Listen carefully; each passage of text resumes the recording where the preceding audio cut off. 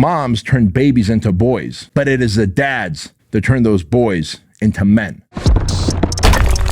Welcome to the Bedros Keuilian Show. Hey guys, welcome to the Bedros Keuilian Show. I want to talk to you about something that I feel is very important, and that is our kids. This nation, this generation that's coming up is dealing with more anxiety, more depression, and a higher level of low self-esteem than any generation ever. So I want to talk to you about what it takes to raise great kids. And I'm not saying that I've been able to raise great, amazing kids. My kids are awesome. I love them. Andrew and Chloe, to me, are the apple of my eye. They are good human beings and they have great friends. And I want to let you know through my experience and through experiences that I've seen other people raise their kids on what I think the problem is and what I think the solution can be to raising great kids. So let's get started.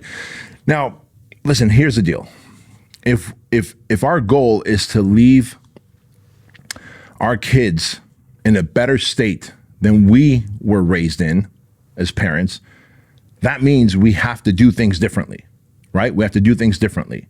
And so it's not just about how we raise our sons and daughters, but it's also about how we raise ourselves. And you may come from trauma, you may come from abuse, you may come from a low-income family, you may come from getting bullied, whatever it is. Hurt people hurt people. And so if you are someone that comes from trauma, from hurt, from adversity, and you haven't healed yourself, odds are you are going to pass that hurt along to your children.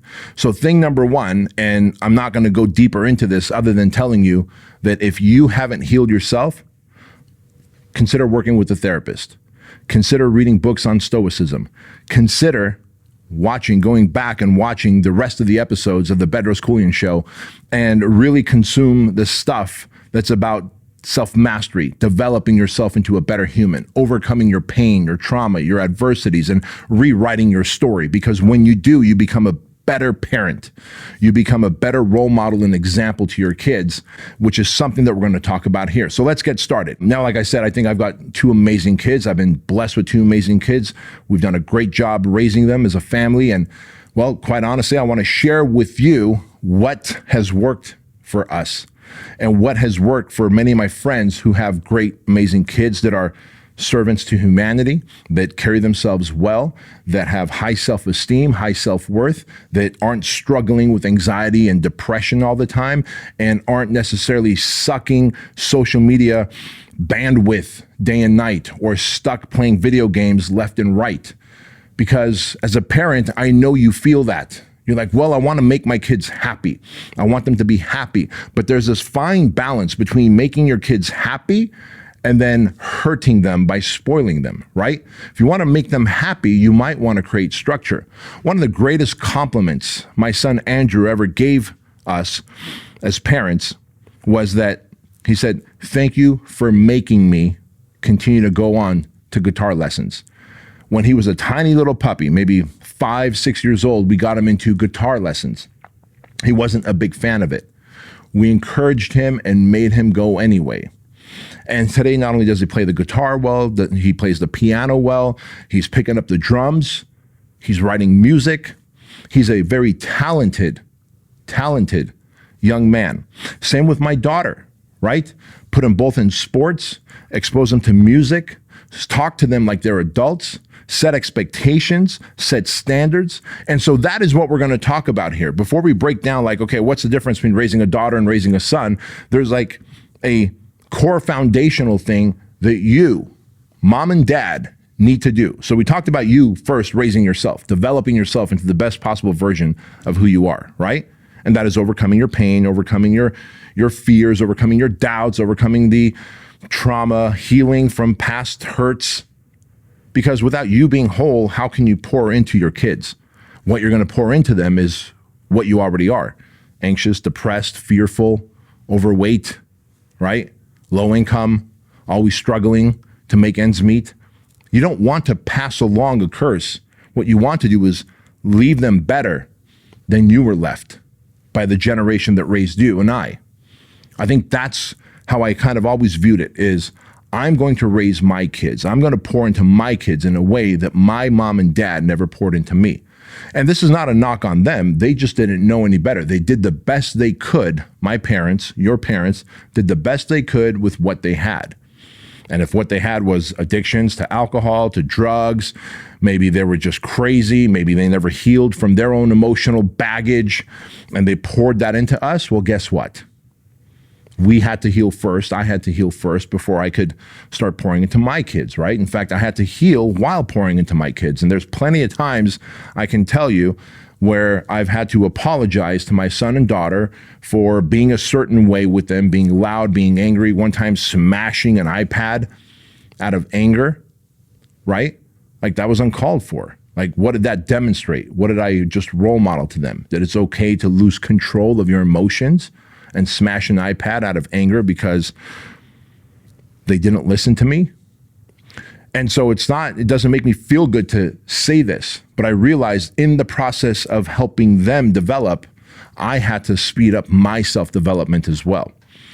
Because no one wants to be a hypocrite. You don't want to be a hypocrite and say, well, do as I say, not as I do. Like if you're vaping, if you're smoking weed, if you're drinking alcohol, and then you're telling your kids not to vape, not to smoke weed, not to drink alcohol.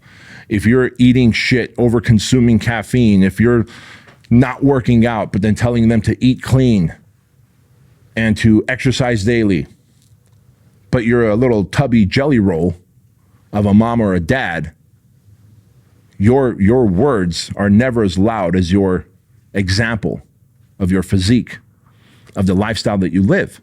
And so you got to understand that it starts with the core foundation. And the core foundation is this. Number one, you've got to set values. What are the core values that you and your family want to live by, right? You got to get together with your spouse and set the core values. Like, how do we want to live? What do we want to be known for? Like, what are the fundamental truths about this family? And if you have core values, that becomes your true north, right? Like, for example, let's say, hey, we're never gonna have alcohol in the house. Great, that is a great core value. Hey, we're always gonna go to bed by 10 o'clock, teaching the kids to go to bed by 10 o'clock. Like, hey, we're always gonna exercise no matter what, teaching the kids that they're gonna exercise, right? We're always gonna have clean food and not processed food that are in bags and shit in the house. Because if it's processed food in little packages and bags that can last forever, it's probably full of poison that's slowly gonna kill their bodies and their health, right? We're not gonna go through the Starbucks drive-thru and pick up 2,000 calories of high sugar, high caffeine, and high fat, and then tell our kids, make sure you eat your fruit at school. Like, you're hypocritical if you do that. So there are core values that you have to live by. There are core values in terms of like how you're going to carry yourself. Are you going to go to church? What is the faith that you're going to have? Is there a belief system you're going to carry? Are you going to open doors and say please and thank yous? So once you develop your core values for your family, you also have to set the standard. Set the standard of living those core values. Like you, mom and dad, have to be the example of living those core values. There's no other way to say it. The do as I say, not as I do thing doesn't work. You're a hypocrite. You're a hypocrite if you do that. So once you have your core values and you set the standard by you living that life, then the next step is you can set the expectations. Because if we have the core values and I'm actually living that standard of core values, I can now expect you, set expectations, I can expect you as my child to live that, right? I'm going to demonstrate what a healthy relationship is. I'm going to demonstrate what love is. I'm going to hug them. I remember a long time ago, Chloe was a little puppy and she got into a little phase where she was giving me the sideways hug. I said, Chloe, we always hug belly to belly, belly to belly. I want it all, like, bring it in, bring it in. And, oh, okay, Dad, right? I have to demonstrate it. It's one thing what they can learn a lot from their friends. They can learn a lot from school. But if you let that carry into the household because you're like, well, I don't want to rock the boat. I don't want to make them unhappy. I want to always get my kids' approval and validation. Sometimes you have to lay the rule down. Sometimes you have to lay the rule down and go, hey, these are the expectations. Here are the core values. I live by these standards, right? And then I expect this of you, the expectations. Once you have those, you've got the foundation. So what are some of the ways that you can maybe start leading Your daughter. So let's talk about the daughters first, and then we'll get into the sons after. And a lot of this is transferable to sons and daughters, but I kind of broke it down into sections. How about this? Be involved in their lives. Like, actually take interest, right? And man, I'm talking to you specifically right now. Like, actually take interest. Like, yeah, but they're into dolls and they're into kid stuff, like girl stuff, and I don't know it. Figure it out. Pretend. Like, that's okay. That's okay. Take interest in their music. Take interest in their toys. Take interest in their school. Take interest in their friend group. Because to them, their friend group is their world, right? Like, remember the friends' names. Remember what they're into. You're like, yeah, but I'm so tired. Shut the fuck up. You try and remember the stats of your favorite athlete on a football team, basketball team, baseball team. You know the stats. You know their fucking number. You know how much they get paid. You know how long their fucking contract is. Don't tell me you have a hard time remembering your kids' friends' names and what they're into. You are not just prioritizing. That's the problem. You have a priority issue. You don't have a memory issue. You have a priority issue, right? So start getting involved in their lives. Take interest in what they are interested in. Number one. Number two, when Chloe was a little puppy, we started going on dates. And that kind of set the expectation of what she can expect when she is older. Now she's 16 and she goes on a date with a young man. Like, she just expects him to open the door. She expects him to be a gentleman. She expects him to say please and thank you. And she carries herself like a lady, right?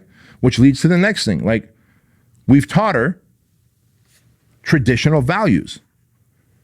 That doesn't mean that she's a damsel in distress. Like, my daughter's a great athlete, very intelligent, witty, smart and sharp as a whip, and could absolutely handle herself. But both my son and my daughter carry traditional values. And I love that about them. Like, they are a rare breed, right? And ever since they were puppies, when we'd go out to a restaurant as families, people would come up to us as parents and be like, wow, we thought your kids there in high chairs would be loud and obnoxious and scream because we're at a nice restaurant, and we're shocked that you brought them to a nice restaurant. But man, throughout the entire dinner, your kids were so cool. They were so polite. You didn't have to put any iPads or iPhones in front of them. Not at once. Because we were engaged with them. And we continued that engagement till this day. Chloe's 16, Andrew's 18. And that engagement continues. Chloe and I still go on date nights, right? And that's important. You also have to encourage and model the traditional values that you want. Because if you're asking that of them, but you're not literally modeling traditional values, then how are they going to see it in action, right? And you can model that, what a healthy relationship is. And if you can instill confidence in them, how do you instill confidence? Teach them to stack wins. Like, teach them to stack wins. I love seeing my kids learning to drive, learning to get a job, hold themselves accountable to a time, getting into sports, music, challenging themselves. Like, Chloe just got her license and she's already driving herself to places. I shouldn't be saying this, and if you're a cop here in Chino Hills, please be cool to my daughter, but she'll drive her friends around. Like, she's got that responsibility. She'll drive her friends around. I know she's not quite old enough to be driving her friends around according to the California state law, but she drives her friends around. Like, I love the fact that she feels confident enough that we've instilled that in her, right? And she also has the responsibility of what that is. Like, hey, you've got other little lives in your car. It's not just your life, so you can't be reckless. If you're willing to do that, they will gain confidence. They will gain self-esteem. And if you're willing to draw the line at certain places with them, yes, be friendly. Yes, go on a date. Yes, roughhouse with them. Yes, I've roughhoused with my daughter and my son. Hell, my daughter, when me, Andrew, and Chloe would wrestle on our bed in our master bedroom, I think at the time Andrew was probably 5 or 6, so which would make Chloe around 4 years old. Chloe would get the pillow and try and smother me, just like put it on my face and try and smother my face, and I have to fight my way out. And that was such a cool thing because she knew that if she did this, that dad would do that. And now brother's going to jump in and save me. And sometimes it was a 2-on-1 against me. Sometimes it was a 2-on-1 against Chloe. Sometimes it was a 2-on-1 against Andrew. But at the end, bumped with bruises and all that, we had this fun, exciting experience. I never once treated Chloe differently because she's a girl. Yes, I took her out on dates. Yes, her mom and I taught her how to carry herself as a lady, the expectations she should have from a young man. And if that young man does not meet those standards and expectations, to walk away, to call me, call Andrew, we'll come pick her up. And it's such a good feeling to see that confidence in her, to see that she doesn't live in a state of anxiety, a state of depression, that she's not popping pills. And so I'm telling you as a parent, and you're like, whoa, what if we're not together? What if me and the spouse are not together and we're divorced? Guess what? You may not be able to control what your spouse is teaching her.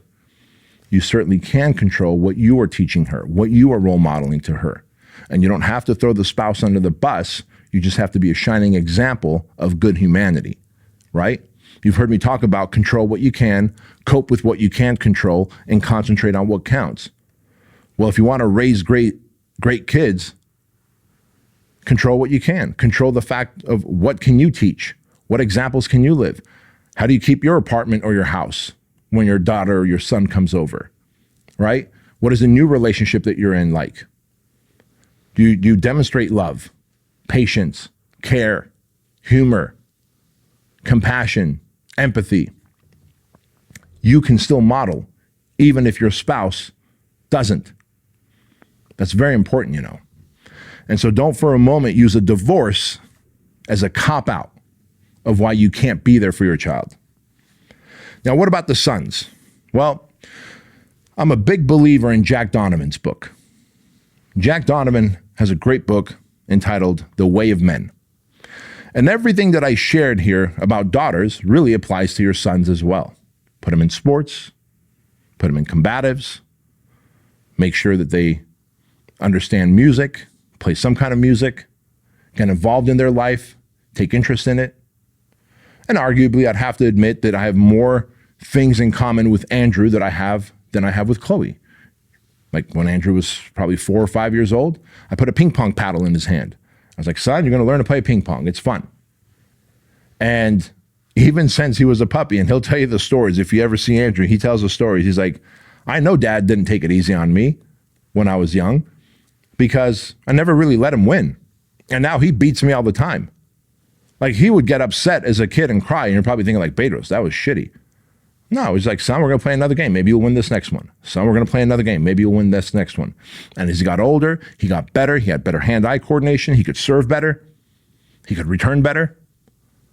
He now regularly beats me at ping pong, and we're both damn good ping pong players, also known as table tennis. Now, I share that with you because whether we're one-wheeling, we're playing ping pong, we're surfing, we're lifting together, we're doing jujitsu together, I want to be as involved in his life and in my daughter's life as possible. Taking interest in their music, but then going, hey, you want to hear the music of my generation? Like the very first thing we do when we walk into the gym, BK Strength, my gym together is, I'm like, hey, whether it's me or Chloe or me and Andrew, do you want to play your music or do you want me to play my music on the Bluetooth, right?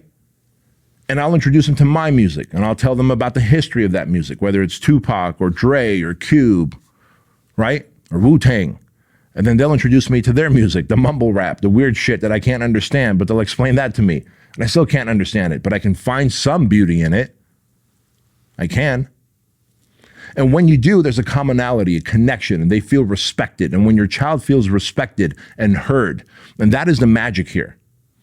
They need to feel respected. They need to feel heard. They need to be given boundaries. They need to be given standards and expectations. And so, yes, sometimes you have to be firm with them. You can't always expect them to be happy because if you are, then maybe you're going to let them go to bed without brushing their teeth. No, you're going to brush your teeth, even if you're going to cry about it, right? You're going to have to say please and thank you to people. You're going to have to not have a temper tantrum at the grocery store. Like there's expectations that are needed and there's punishments for it if you don't meet those standards and expectations.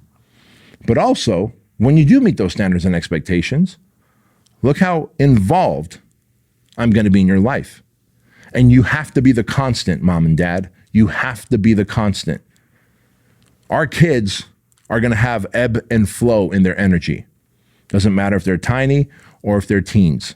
They're going to have an ebb and flow in their mood, in their energy. And if you can think back to the time when you were young, you were a prepubescent, or you were a teenager, you probably thought your parents were stupid. You probably had good days with your parents. You probably had bad days with your parents. You probably took some shit out on your parents for no reason, just like our kids take shit out on us for no reason. In their head, in their mind, in their emotions, they have a reason. But to us, we're like, what the fuck did I do wrong? You have to be the constant nevertheless. You are the adult. You are the example. You are the example. And if you can do that, then you're literally helping them wire their brain into being consistent even when their emotions are ebbing and flowing, right? And so I talked to you about Jack Donovan's book, The Way of Men. There's also another book out there, and I forget the author's name, Robert something, and the book is called Raising a Modern Day Knight.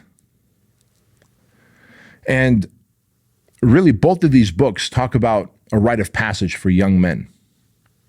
But in Jack Donovan's book, he says, a man is forged by these four things: strength, mental strength, physical strength, emotional strength, resiliency, right? Strength, courage, the courage to take a risk, the courage to defend those they love, the courage to stand up for what's right. Honor, right? Are they honorable? Do they have core values? Do they have a great character? Do they carry integrity? Are they loyal to their fellow man, to their tribeman? And of course, mastery. Mastery. Do they have a skill that they bring to the tribe, to the community? Or are they just mooches, extracting value and useless to the tribe? And I share that with you because it is our responsibility as dads to teach our sons this. Now, I've said this before, and this pisses off a lot of the feminist women out there. But moms turn babies into boys. But it is the dads that turn those boys into men. And gentlemen, it is your responsibility, dads. It is your responsibility and duty to instill honor, strength, courage, mastery, core values into your son. It is your responsibility to give him a rite of passage into manhood. It is not the mom's responsibility. The mom's responsibility is to nurture and love and raise that baby into a boy, but it is your responsibility to turn that boy into a man. And if you absolve that to someone else, the school system, you absolve that to somebody else, then they will go and become passive-aggressive little bitches. You know that to be true. I think in many ways, today, the modern society, we have a more difficult time raising sons who are providers, protectors, who are confident and capable, who can be savage and servant. And then that's why you see so many girls and women stepping into their masculine energy and then complaining that there are no good men left. Yes, I will agree that a large contingency of women out there are currently being brainwashed by social media, by television, movies, the news. They're being brainwashed. Universities are brainwashing them into feminism. You can do anything a man can. No, you can't, baby girl. You can't. That's the reality. Go watch a few Jordan Peterson movies or podcasts or shows. You can't. Just like a man can't do everything a woman can. I know there's a pregnant emoji, pregnant male emoji on the iPhone. I know it exists, and therefore you're fooled into thinking with your soft, mushy brain that men can get pregnant. But you can't. You can't do everything a woman can. I cannot nurture my children when they are hurt emotionally like their mother can. A mother has such a gentle heart, gentle touch, gentle words.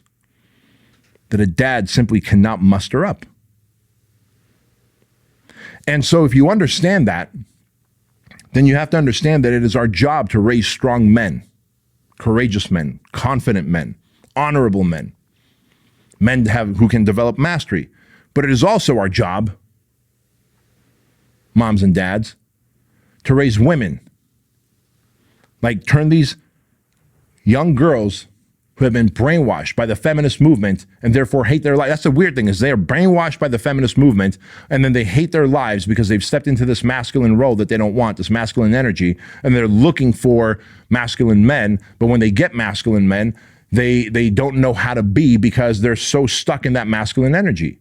They're afraid to let go of the steering wheel and hand it over to this guy who says, I truly confidently want to lead myself and you as a family unit. And it's so sad, it breaks my heart, because they'll find what they're looking for, but they don't know how to let go of control and step into their natural feminine energy.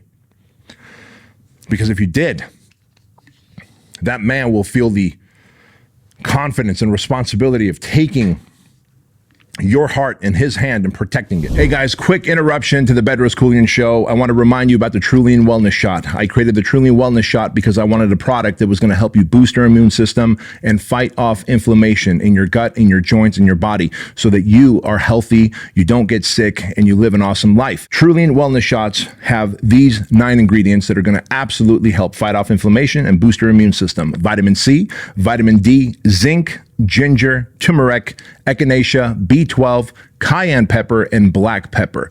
And every single packet is checked for heavy metals because our ingredients are top quality and we use nothing but top quality because we cut no corners. So you can use my name, Bedros, at Keuilian.com and get 50% off your Keuilian Tribe subscription. You not only get 50% off your first order, you also get free shipping. You get a 30-day unconditional money-back guarantee, so that if you don't like the product for some reason, which we have yet to meet anyone who don't like the product, we will give you your money back, no questions asked, and we will shake hands and part ways as friends. And of course, $1 of every order goes to Shriners Children's Hospital, which is a hospital system that I've been helping and supporting for over 12 years. They provide medical procedures, medical services, surgeries to children whose families can't afford these procedures. So go to Keuilian.com, use code word Bedros, join the Keuilian Tribe. You get 50% off your first order and then 20% off your recurring monthly orders after that. Back to the show. You know I'm right about that, don't you? You know I'm right about that. And so it starts off with you healing. It starts off with you developing. It starts off with you becoming an example and then raising 2 great and amazing humans, because that is the only way we're going to save this country. And if our goal is to not only save this country, but to also raise great kids that are full of confidence, self-worth, self-esteem, capable, anxiety and depression free, then guess what? It's worth doing the work, isn't it? As a mom, as a dad, as a parent, as a role model, as an example. And so what do we do from here? We start pouring into them. We realize that we're not here to make friends with our children. We can be friends with them, but we are here to first set core values, set the standard and live the standard ourselves, set the expectation and expect them to live the standard, and then become the human boundaries for them. Call them out when they need to be called out, draw the line when the line needs to be drawn out, and then share their life experiences, take part in their interests, actually actively listen and put your phone down. And if you do that, friends, I dare say that we will raise great children who will become great humans and leaders, and they will save this wonderful country of ours. Guys, thank you so much for watching and listening to this episode of the Bedros Keuilian Show. And remember this, that average is the enemy, that success is your responsibility, and change can take place in an instant if you are willing to flip the switch. I'll see you next time.